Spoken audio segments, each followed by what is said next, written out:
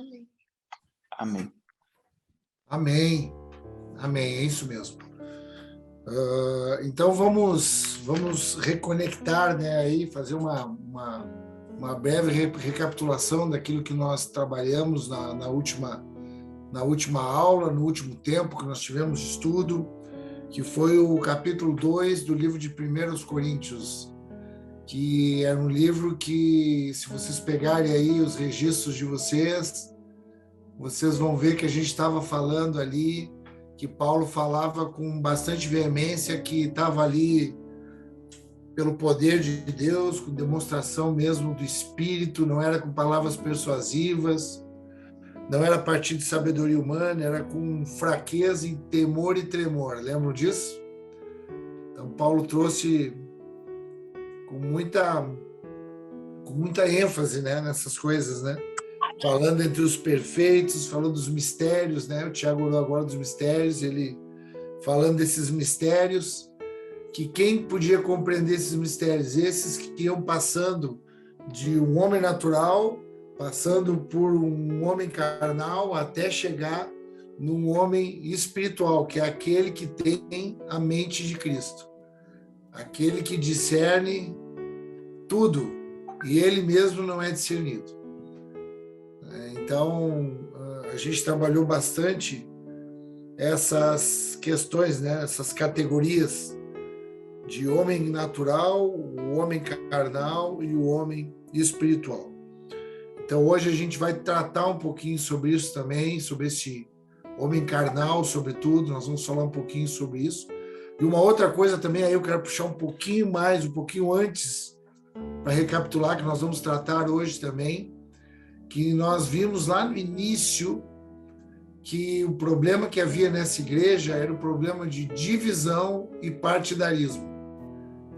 Então, isso era um espírito mesmo ali de divisão, de contenda, apesar de ser uma igreja onde tinham muitos dons, uma manifestação variada de dons, mas havia ainda uma guerra, né, ali de relacionamentos, gerando divisão e partidarismo. Então, isso a gente vai também tratar um pouquinho sobre isso no capítulo 3. Amém, queridos? Então, eu vou ler aqui o capítulo 3 e eu vou pedir até para alguém me ajudar na leitura desse capítulo 3 aqui, pedir ali para o Eduardo. Lê para mim, me ajuda, Eduardo, por favor, esse capítulo 3 até do 1 ao 23, ali, todo o capítulo, que nós vamos acompanhar a tua leitura. Amém. 3:1. Eu, porém, irmãos, não vos pude falar como a espirituais, e sim como a carnais, como a crianças em Cristo.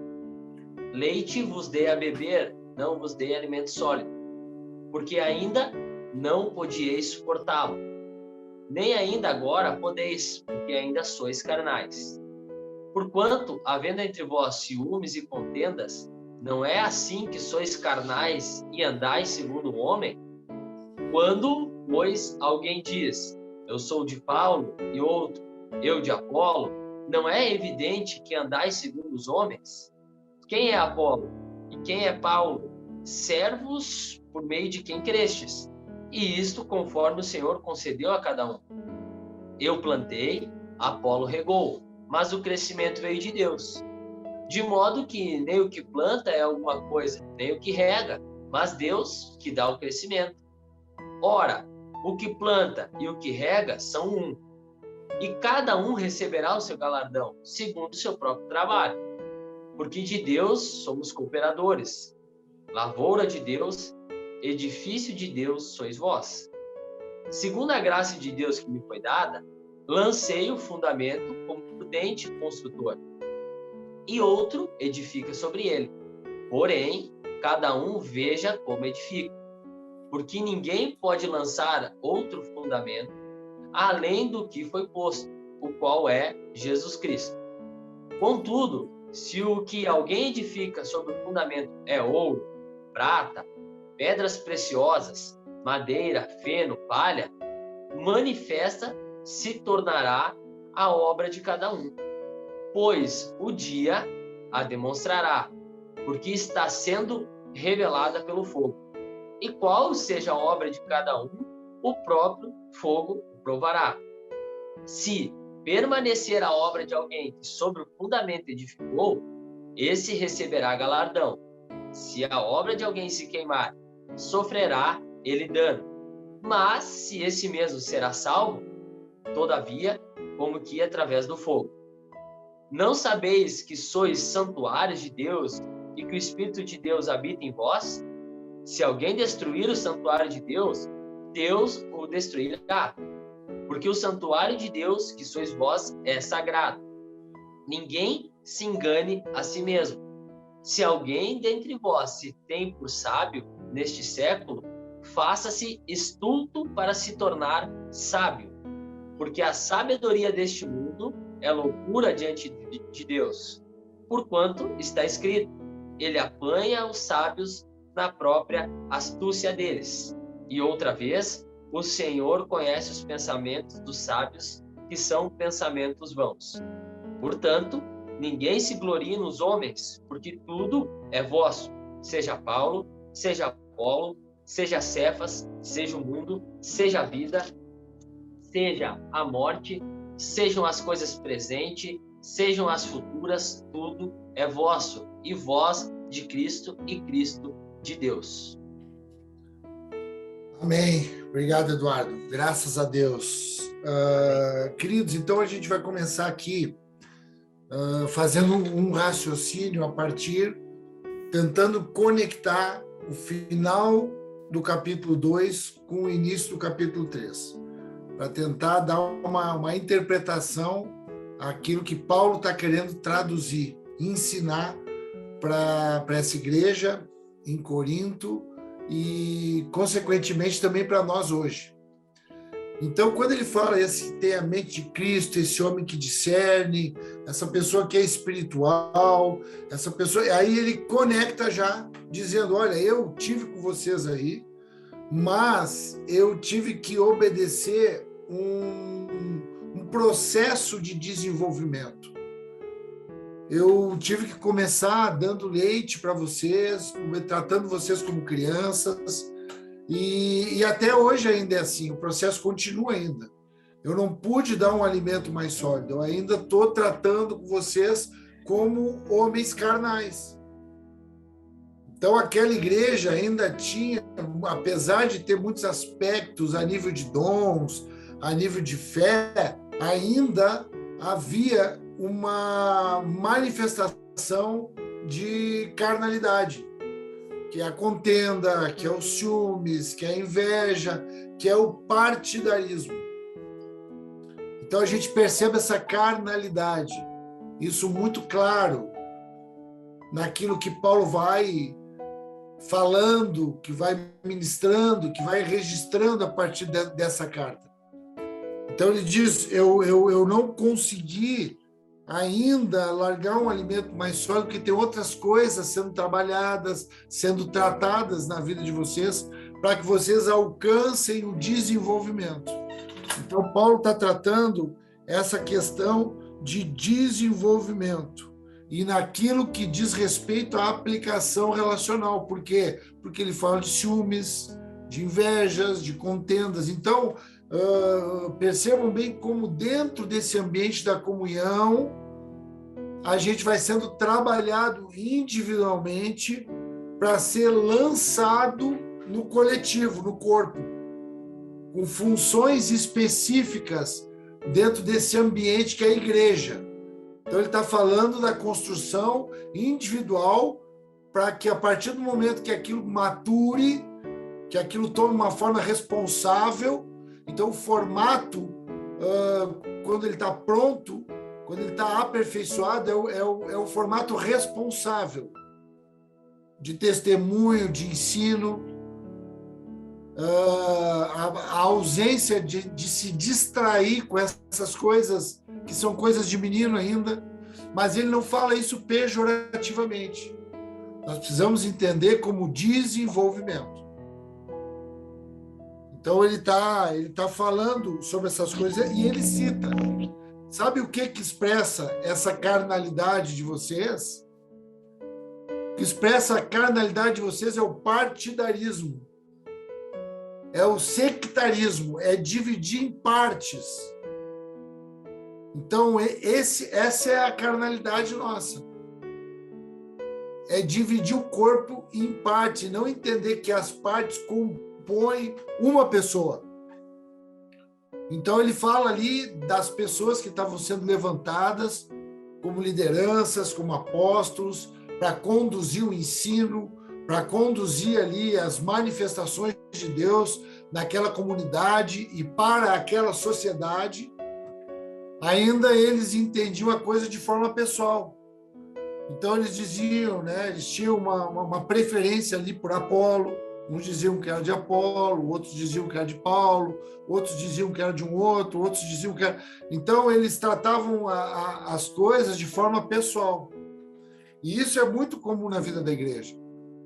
A gente avaliar de forma pessoal. Ah, eu gosto do pastor Alberto, eu gosto do pastor Hudson, eu gosto do Tiago, eu gosto do Rodrigo, então eu sou desse, eu sou daquele. A gente deixa as questões pessoais e não compreendemos ainda, porque somos meninos ainda, homens carnais, não compreendemos que aquela é uma expressão, uma parte de uma expressão daquilo que é o pleno, perfeito, que é Jesus Cristo. Por isso que ele trata depois do fundamento lançado, que também vai falar de algo que vai andando. Então, ele trata, ele faz duas analogias. Ele fala assim, vocês são lavoura e edifício. Então, ele faz uma analogia da agricultura, né? Porque ele fala da semente, então ele diz, olha, um planta, outro rega, outro colhe. Então, ele fala do trabalho, da labuta, da plantação. E ele faz também uma outra analogia, que daí ele usa a construção civil. Então, ele fala do edifício, né? Um edifício. E é onde ele começa. Então, ele começa falando ali da lavoura, que ele fala, olha, um planta, outro rega. Então, há vários cuidando da lavoura, há vários que são despertados e levantados com responsabilidade a partir do momento que eles vão amadurecendo para cuidar do grupo, para cuidar da família, para cuidar dos irmãos. E aí, depois ele fala, então ele está dizendo a importância de cada um. Que não há um que se sobreponha ao outro, ou que um leve ao detrimento do que o outro está fazendo. Mas há uma completude. No reino de Deus, as coisas vão se completando a partir dos dons liberados para cada um na vida da igreja. Por isso que lá em Efésios, no capítulo 4, nós estudamos ali no versículo 11, os dons ministeriais, que são os dons dados para a igreja, para a edificação da igreja dos santos. Lembram quais são? Apóstolos, profetas, pastores, evangelistas e mestres. Características diferentes, funções diferentes para a edificação de um corpo, para o auxílio desse corpo. Então, cada um vai tendo uma parte nesse processo responsável, né, de formação, de cuidado, de ensino. Então, é isso que ele está falando. E ele, quando ele cita a questão da lavoura, ele diz assim, ó, mas quem dá o crescimento é Deus. Então, as coisas nunca saem da mão, do controle, do domínio de Deus. Ainda que nós sejamos cooperadores, como é citado na palavra, que é gente que participa, que é gente que colabora, que trabalha, são os trabalhadores. Quem é o protagonista, quem sempre vai ser o protagonista, vai ser Deus. É Ele que vai dar o crescimento. Nós podemos preparar, nós podemos pregar, nós podemos falar, nós podemos testemunhar, mas quem faz a obra crescer é Deus. Quem dá o crescimento é Deus. Quem gera arrependimento é Deus. Amém, irmãos? Então, isso precisa ficar muito claro para nós, porque às vezes, pela nossa imaturidade, a nossa carnalidade, porque esse homem carnal, ele ainda ele avalia de forma pessoal as ações das pessoas, né? E não é de forma pessoal, é uma pessoa usada na nossa vida e na vida da comunidade que a gente participa. Então ele diz, tanto o que planta quanto o que rega, nós somos um. Então, a tentação aqui é não haver o entendimento de sermos um. Nós somos um com os irmãos. E a gente procura sempre ver ali, não, eu gosto mais desse, daquele, e divide. E não entende, esse tem uma característica, esse tem outra característica, mas nós somos um. Então a gente avalia sempre o mérito, a meritocracia. Então a gente sai do lugar porque a gente avalia, não, o outro é melhor, aquele é melhor, esse é melhor. Amém, queridos? Graças a Deus. Então, essa é a base. E depois, quando ele entra na questão do edifício, quando ele fala aí do edifício, aí ele vai falar do fundamento. Então, anota aí essa questão do fundamento. E ele fala que ele foi o Edu leu aí, um prudente construtor. Em algumas versões fala um sábio arquiteto. Mas a versão que se parece mais com o original e que ela é mais fidedigna é um prudente construtor, porque ele está falando de fundamento. Um arquiteto, ele não trata de fundamento. Um construtor, um engenheiro, sim, ele trata de fundamento. E Paulo está tratando de fundamento. Então, Paulo está se autodenominando um apóstolo, porque o apóstolo é quem lança os fundamentos. Os apóstolos lançam os fundamentos da visão, o fundamento. E qual é o fundamento, o único fundamento? Jesus Cristo. Não há outro fundamento. Esse é o fundamento. É a vida de Jesus na terra, com a visualização, crendo que ele é o Cristo enviado por Deus à terra, o Filho de Deus. Para mostrar uma natureza perfeita, para mostrar um homem perfeito, para mostrar um corpo perfeito, na sua plenitude. Esse é o fundamento dessa nova natureza. Por isso que qualquer outro fundamento não é fundamento. A gente pode achar, imaginar que é fundamento, mas não é fundamento. O fundamento é Jesus Cristo. É uma vida de sacrifício, é uma vida de entrega pelo outro, é uma vida de amor, é uma vida de relacionamento com o Pai, de responsabilidade com o seu propósito, de renúncia, de abrir mão da sua própria vontade, de dar sua vida pelos seus irmãos. Esse é o fundamento dessa natureza, Jesus Cristo. Esse é o fundamento.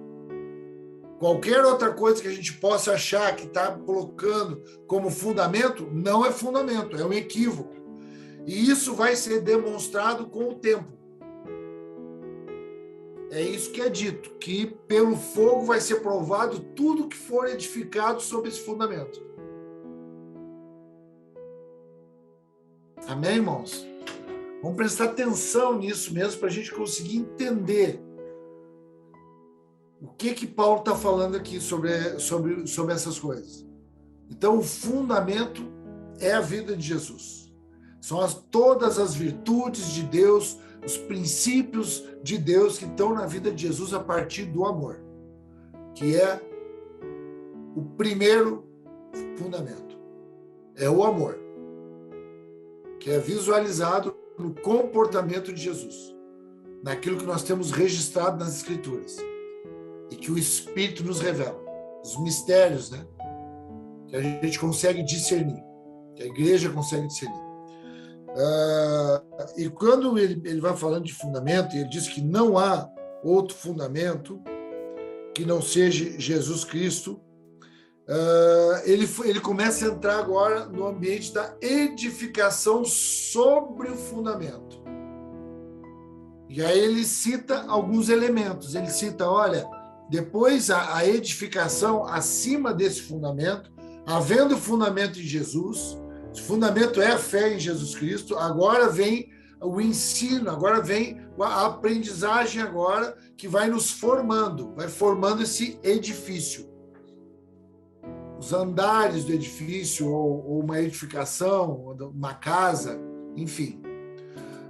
Então, diz que esse edifício, aí ele cita ali 6 elementos. Ele cita ouro, prata, pedras preciosas, madeira, feno. Como é que ele diz mais ali? Madeira, palha, feno e palha. Muito obrigado, isso mesmo. Então ele cita, né? E aí ele diz que a obra de cada um vai ela mesmo ser demonstrada pelo dia. Então aqui a gente conecta lá com Mateus 7, 28. Um pouco antes do 28 ali, que fala a respeito das casas, uma colocada sobre a rocha e uma colocada sobre a areia. Fala de fundamento. Diz que o homem que constrói essa casa sobre a rocha é um homem prudente, sensato, que ele ouve as palavras de Deus, a fé, e pratica, e põe em prática, trabalho, boas obras. E aquele que ele ouve a palavra, ele até acredita, mas não coloca em prática. Esse diz que é uma casa sem fundamento, ou com algum outro fundamento que não é fundamento, que não é Jesus Cristo. E aí, com o passar do tempo, essa obra, essa casa, essa conduta, essa pessoa vai ser provada pelo fogo, pela mudança de temperatura,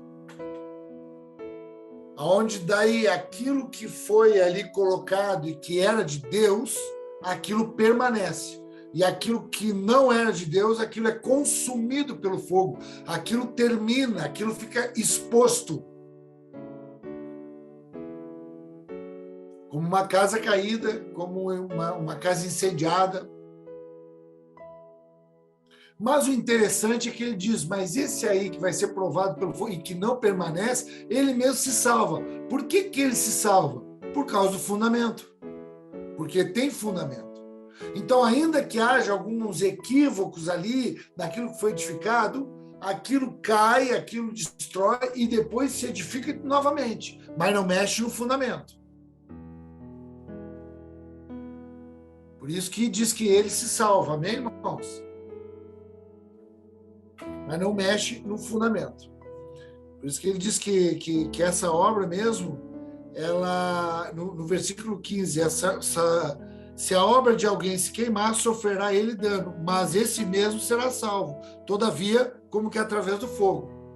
Vai ter que ter ali um caminho de volta, pensar no que aconteceu, o que foi edificado em cima do fundamento, como é que é esse caminho que nós trilhamos por ele.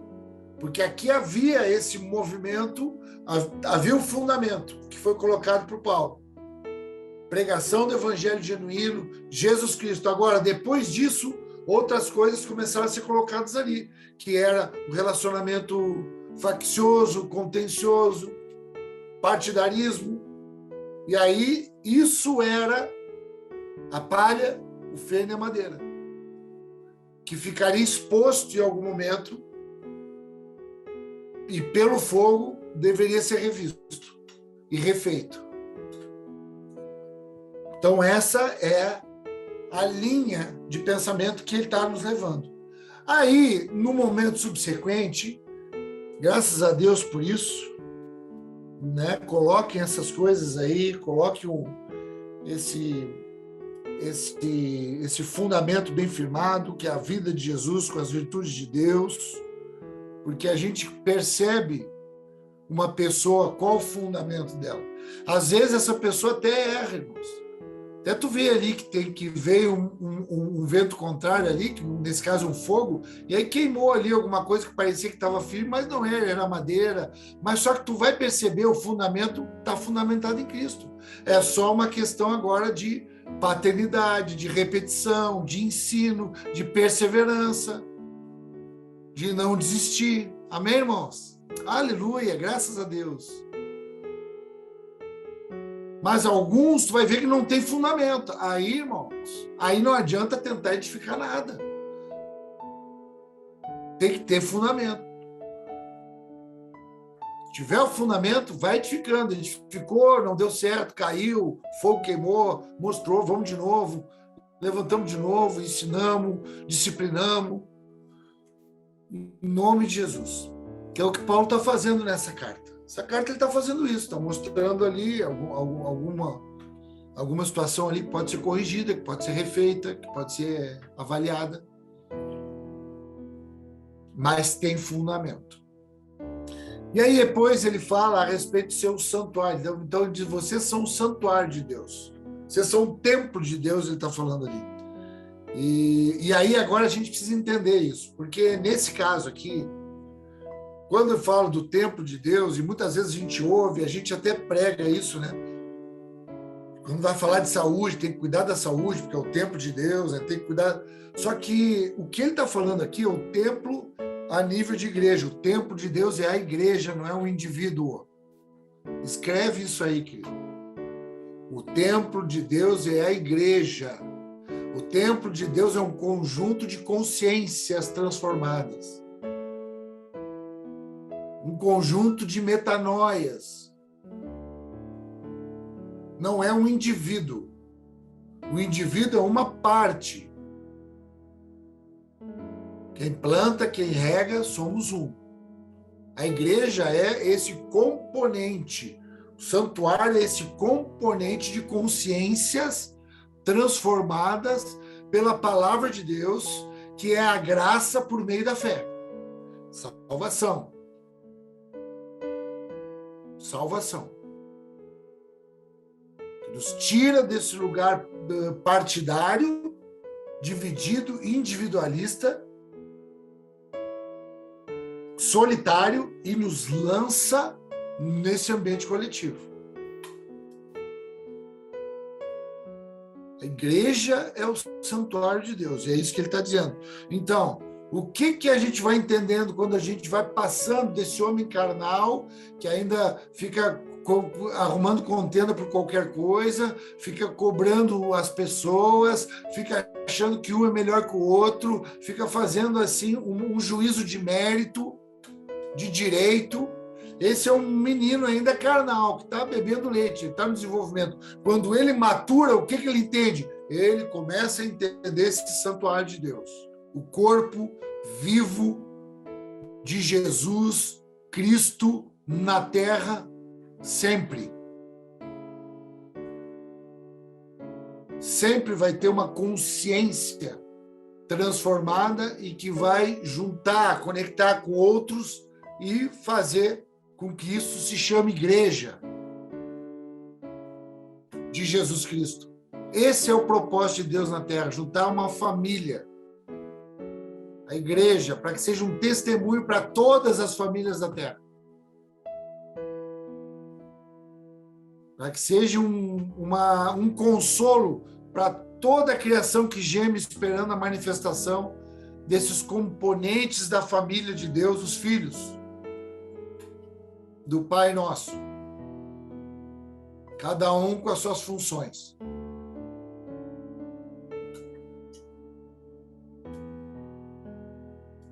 Quem amadurece funções fica maduro e tem que ensinar os que vão nascendo na família. Então essa é a igreja, esse componente. E depois ele conecta naquilo que nós também falamos. Então ele faz uma conexão ali com sabedoria e loucura. Ele cita até um trecho de Jó 5, que aqueles homens começaram a falar coisas que não sabiam para Jó, fazendo juízo de mérito, e aquilo era loucura. Então ele está dizendo, ele fala de novo da sabedoria de Deus, é loucura para os homens. Lembram lá que os judeus queriam ouvir as coisas e aquilo escandalizava eles. E os gregos queriam apresentar explicações sábias e aquilo parecia loucura. Então aquela lei era escândalo para os judeus. Então aqui ele traz de novo essa loucura. Por que loucura? Porque não pode ser compreendido simplesmente com a intelectualidade humana. O intelecto humano pode nos levar no máximo até a lei. E a graça de Deus, os mistérios de Deus, revelados para os filhos, esses transpõem a lei. É graça, é amor. Esse é o edifício, esse é o Cristo formando. Essa é a igreja na terra, manifestando as virtudes de Deus em todo lugar. Em todo lugar. E aí, quando ele começa a falar isso, que essa sabedoria, essas questões desses pensamentos, que esses pensamentos sábios, eles são vãos, no sentido de limitados. O que Deus está dando para os filhos dele é algo que vai além. Lembram que nós vimos no estudo anterior? Aquilo que o olho não viu, o ouvido não percebeu e nem subiu ao coração do homem. É isso que Deus tem preparado para aqueles que o amam. Para aqueles que estão fundamentados no amor, na vida de Jesus, entendendo que Ele é o Cristo, e agora vão sendo formados e participando desse corpo perfeito na terra, o templo, a igreja.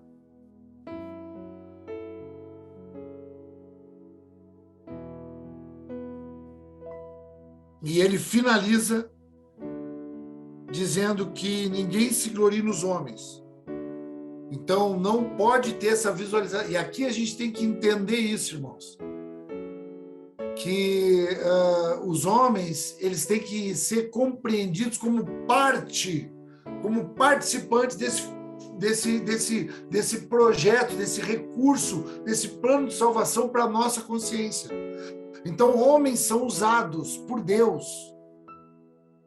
Vários homens da nossa caminhada, mulheres, né? Homens no sentido da espécie humana, mas mulheres são usadas, muitas pessoas são usadas, crianças são usadas para o nosso desenvolvimento dessa consciência, essa transformação do entendimento contínuo. Eles são usados, mas quem está ali protagonizando o processo é Deus que dá o crescimento. Então nós honramos aquelas pessoas, a honra por essas pessoas serem usadas e por nós identificarmos neles essas pessoas que estão nos liberando graça, liberando recurso, derramando fonte de palavra, de vida. Nós estamos identificando a partir da vida dessas pessoas quem é Cristo, estamos sendo inspirados por elas, mas para nos tornarmos como Ele é.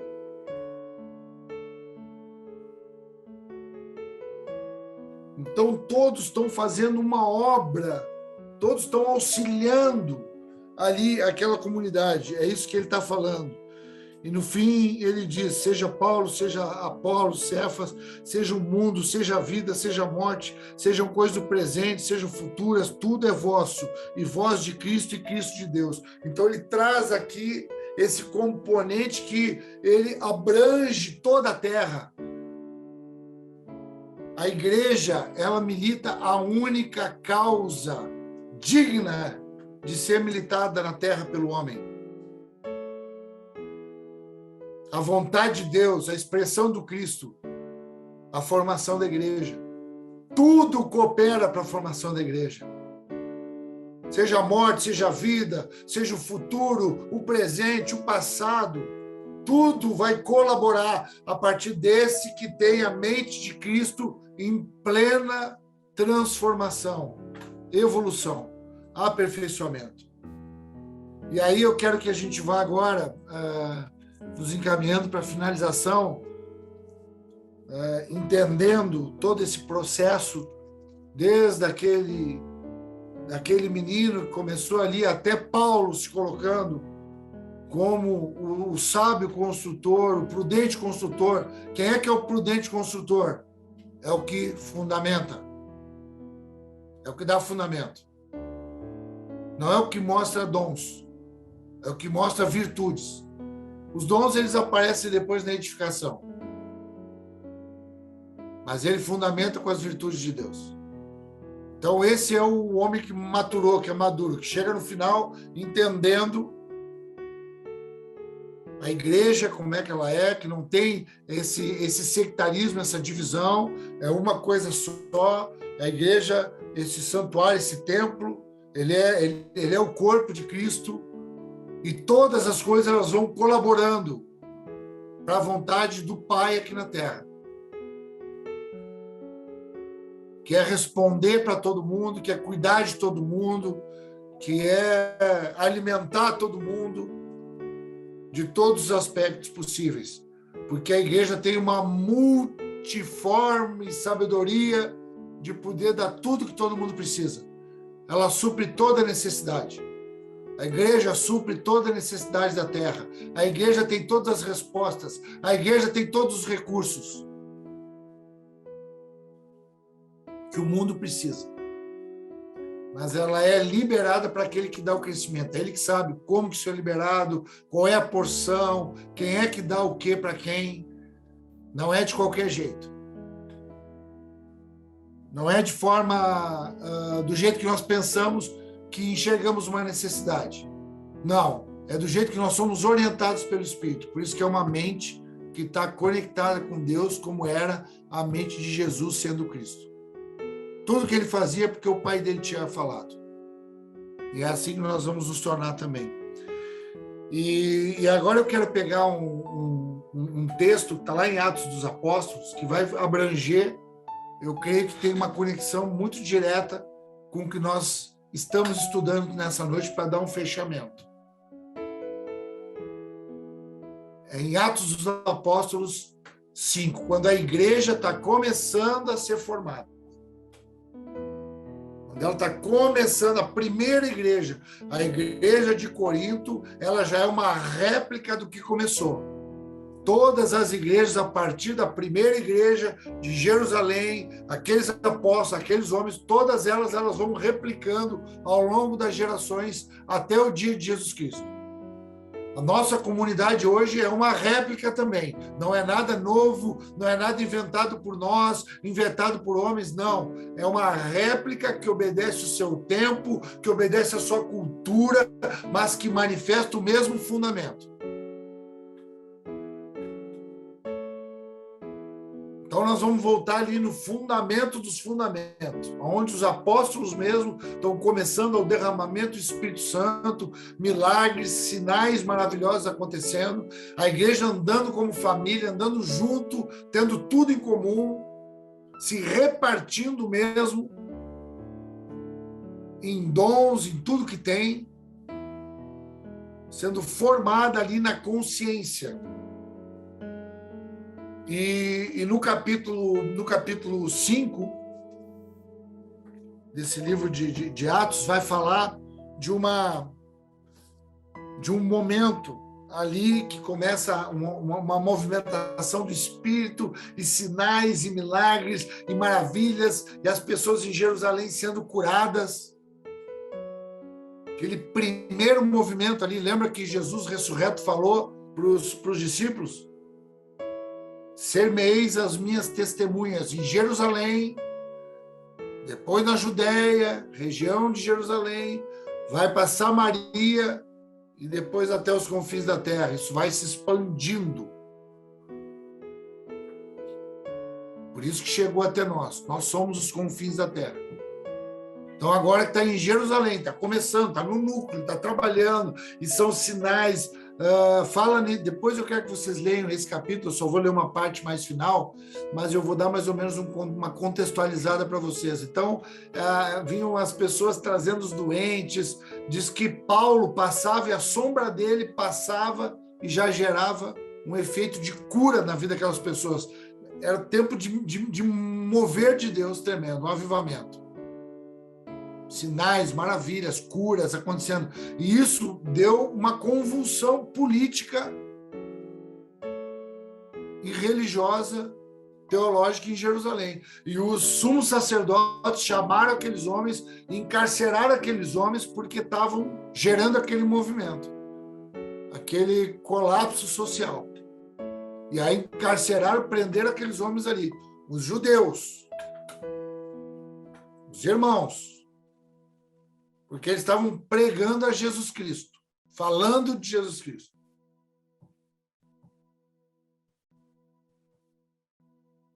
Prenderam aqueles homens num cárcere, mas olha o que aconteceu. Aí a loucura, os sábios não podiam explicar. Um anjo do Senhor foi lá, tirou eles da prisão.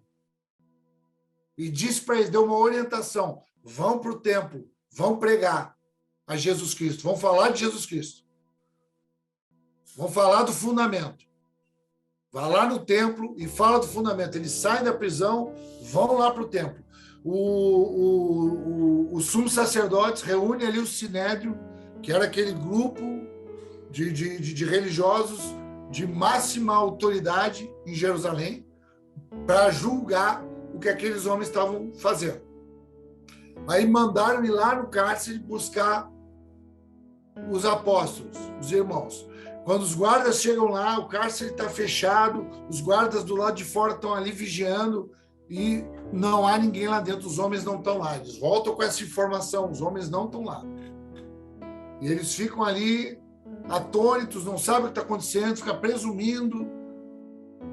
Aí chega alguém e diz assim, olha, eles estão lá no templo lá. Aí eles vão lá no templo, pegam eles lá no templo e levam eles lá para essa reunião de homens para o Sinédrio. E aí é que eu quero ler agora com vocês. No versículo 28, eles dizem assim, já dentro do Sinédrio, falando para o sumo sacerdote que estava interrogando eles. Não vos admoestamos expressamente que não ensinasse esse nome? Nome de Jesus, fundamento.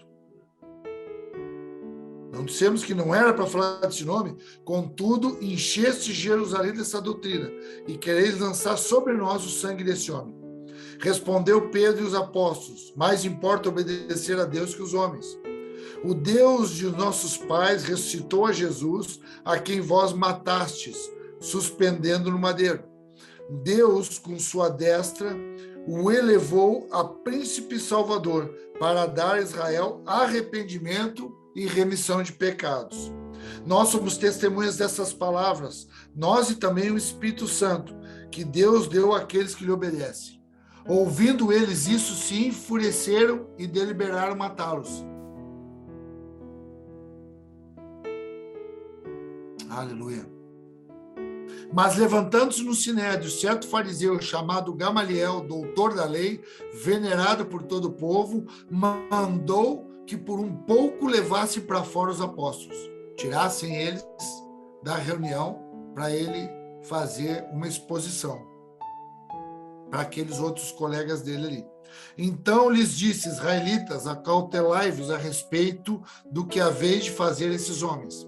Algum tempo atrás, levantou-se Teudas, dizendo ser alguém, e a este se ajuntou cerca de 400 homens.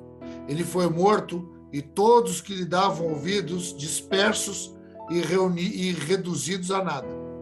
Depois deste, levantou-se Judas, o Galileu, nos dias do recenseamento, e levou muito povo após si. Mas também esse pereceu, e todos os que lhe deram ouvidos foram dispersos. Por isso vos digo, dai de mão a estes homens, deixai-os, pois se esse conselho ou essa obra é de homens, se desfará, perecerá, vai ser queimado. Se for palha, se for feno, se for madeira, vai perecer, vai queimar. É o que falou esse homem fariseu importante.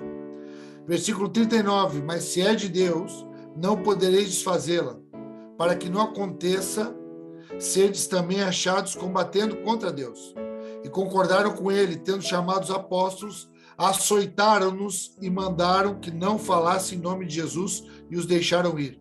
Os apóstolos retiraram-se da presença do sinédrio, regozijando-se, porque tinham sido julgados dignos de padecer afronta pelo nome de Jesus. E todos os dias no templo e nas casas não cessavam de ensinar e anunciar a Jesus o Cristo, o ressurreto, o fundamento. Quando acontece ali, aquele movimento ali, aqueles homens estão pregando a Jesus Cristo, o ambiente, apesar de ter muita gente recebendo, porque estão recebendo os favores do Cristo. Quando há um movimento de avivamento, de cura, porque todos que estão sendo beneficiados, eles procuram o Cristo. E o Cristo cura mesmo. Hoje o Cristo continua curando. Continua curando através da ciência, continua curando através da medicina. Continua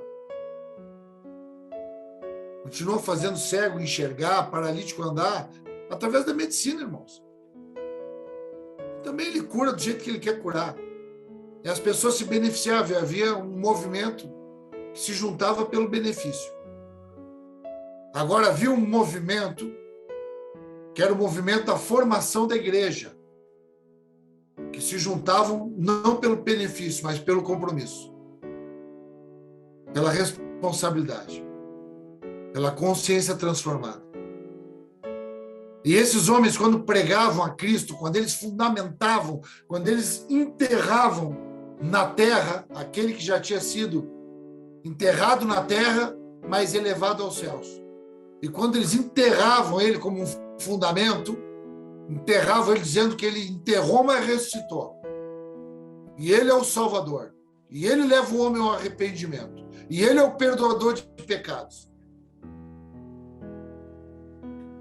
Quando eles pregavam, diz que essas pessoas, que eram doutores da lei, conhecedores da teologia, se enfureciam e eram tomados de uma ira, de uma raiva, a ponto de desejar matá-los. Enterrar eles na terra. E vinham e diziam, não falem mais. Prendiam eles, e um anjo vinha e tirava eles. E eles iam obedecer a Deus, e entravam no templo, e pregavam a palavra. E aí se levanta um homem para dizer, parece que pelo mesmo espírito que Paulo está ensinando em Corinto, está dizendo, deixa aí, deixa, porque se for madeira, se for feno e palha, isso vai se queimar. Aconteceu outros movimentos assim, aconteceu outros homens que se levantaram, agregaram muita gente, mas quando o principal morreu, se desfez o movimento. Então deixa quieto, porque se isso é de Deus, a gente não pode estar tocando nisso. Porque ali havia um movimento que era o único movimento que ele é aceito por Deus, que o homem se envolva. A causa de Jesus Cristo, fundamento. Porque esse homem morreu há mais de 2.000 anos atrás e esse movimento nunca parou.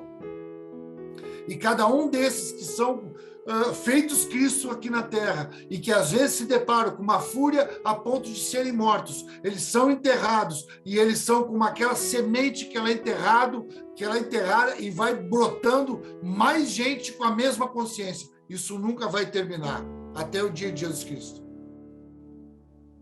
Essa é a causa maravilhosa da terra, incompreensível, loucura para os sábios. Mas salvação para aqueles que creem. E esses homens saem, enfrentam aquele julgamento, saem como se saíssem ali perdidos, porque não conseguiram convencer ninguém. Ninguém se arrependeu, ninguém fez a confissão. Se chamasse eles na frente ali, como a gente gosta de fazer, quem é que aceitar Jesus? Eles não viriam. Mas eles saem dali, daquele ambiente hostil. E o presente que eles têm, a recompensa que eles ganham, de estar pregando a Jesus, de estar firme pela palavra, é ter as costas deles expostas ali e chicoteadas, açoitadas. E depois são liberados. E diz que o jeito que eles saem, o interior deles, porque não são homens naturais, porque não são mais homens carnais, são homens espirituais, diz que eles saem mais do que felizes, mais do que alegres, eles saem regozijantes, jubilando porque eles foram achados aptos de sofrer aquelas afrontas pelo único ideal, a única causa digna do homem viver nessa terra. Essa causa da igreja, essa causa que nem a morte, nem a vida, nem o passado, nem o futuro, como Paulo falou, porque tudo era para eles, eles eram de Cristo e Cristo era de Deus. Então, que fique nessa noite para nós aqui, na finalização desse capítulo 3. Que não importa se a gente, quem sabe, tem muita coisa que somos ainda homens naturais. Muita coisa a gente vê, parece que está pronto, mas aí vem o fogo, aí vem o dia mau e aquilo se desfaz. Mas que tu não te preocupe com isso. Te preocupa se há fundamento nisso. Procura ver se tem fundamento em Jesus Cristo. Porque a gente reconstrói de novo. Porque ali eles pregavam no templo, mas eles eram o templo. Jesus disse, olha, esse templo aqui, que é muito importante para vocês, ele vai ser destruído. Em 3 dias eu vou levantar ele. Ele estava falando do corpo dele mesmo, da vida da igreja. O templo é a vida da igreja. O templo são os irmãos, que podem ser açoitados, perseguidos de morte, e não perdem o regozijo. É loucura para os sábios. Não dá para compreender. Não tenta convencer ninguém, não tenta explicar. Tenta te manter nesse lugar. Tenta ir reconstruindo as coisas, procurando lugares que coloquem ali ouro, prata e pedras preciosas ali, para que tu possa participar desse corpo de Cristo na terra. Para que tu tenha coragem de passar por muitos enfrentamentos nesse breve tempo de testemunha aqui nessa terra. E que tu possa sondar a tua vida, examine-se o homem a si mesmo e ver qual é o fundamento que está na tua vida, ver qual é a motivação da tua vida, ver qual é que são os medos da tua vida. Trabalhe fundamento. Vê se tu está querendo ainda te proteger, vê se tu está querendo ainda os benefícios de Jesus. Tu não tem que querer os benefícios de Jesus, tu tem que querer ser o Cristo. Não tenha fé para querer os benefícios de Jesus. Mas desenvolve a tua fé para querer caminhar aqui nessa terra como ele andou, como Cristo. Em nome de Jesus, é isso que Paulo estava falando, é assim que ele fecha esse capítulo. Amém, queridos? Deus abençoe a tua vida.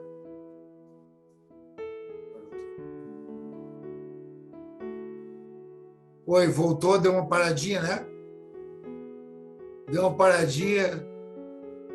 Vai, eu olhei aqui, aí eu olhei uma aqui, eu digo, dormiu. Eu falei, mas todo mundo dormiu, não acredito. Ai. Queridos, graças a Deus, muito obrigado, viu? Obrigado por essa noite, pela comunhão, por a gente estar junto aqui conversando.